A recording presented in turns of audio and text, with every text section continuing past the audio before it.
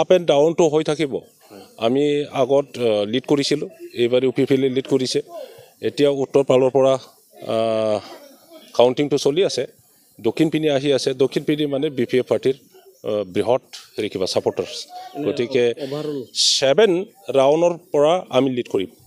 চিডলি সমষ্টি হিচাপেও আমি জিকিম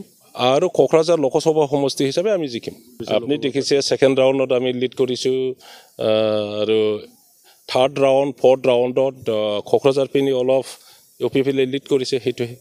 আপোনালোকৰ মিডিয়াৰ মানুহবিলাকৰ চইচ আছে নিজৰ নিজৰ কি বুলি ক'ব মানে পচন্দৰ হেৰি কিবা আছে কেণ্ডিডেট আছে বা পাৰ্টি আছে গতিকে সি মিডিয়াৰ মানুহবিলাকে নিজৰ নিজৰ পচন্দৰ প্ৰাৰ্থী আৰু সি দলৰ কথাটো কৈ আছে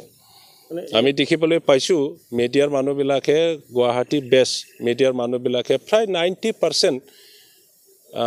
বিজেপি পক্ষৰ কথা কৈছে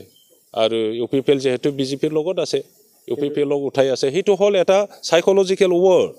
অপজিশ্যনক চাইক'লজিকেলি ডাউন কৰিবৰ কাৰণে সেইটো কৰে এতিয়া ৰিজাল্টটো আহক হয় এটা হেৰি কিবাটো এনকে হেৰি কিবাই ভালকৈ দিছে যে কোকৰাঝাৰত বেলেগ নহয় বি পি এফে জিকিব বুলি কৈছে মই তেখেতক ধন্যবাদ দিছোঁ তেখেতে ৰাইজৰ লগত আলোচনা কৰি পেলাই ৰাইজৰ কথাটো শুনিছে আৰু সেইটোৱেই ভাল মিডিয়াৰ মানুহবিলাকে সঁচা কথাটোহে প্ৰজেক্ট কৰিব লাগে এন ডি এ মই একজেক্টলি ক'ব নোৱাৰোঁ যেটো ওপৰা ওপৰি আমি দেখিছোঁ বা মিডিয়াৰ মানুহবিলাকে যেটো এনালাইচিছ কৰি দিছে বা ইণ্টেলেকচুৱেলসকলে যেটো এনালাইচিছ কৰি দিছে এন ডি এ 9টা পাব পাৰে 9টা আৰু বাকী কংগ্ৰেছে 4টা পাব আমি 1টা পাম আপোনাৰ নাম্বাৰটো ক'ব নোৱাৰে কিন্তু ভাল এটা মাৰ্জিন লৈ পেলাই আমি জিকি যাম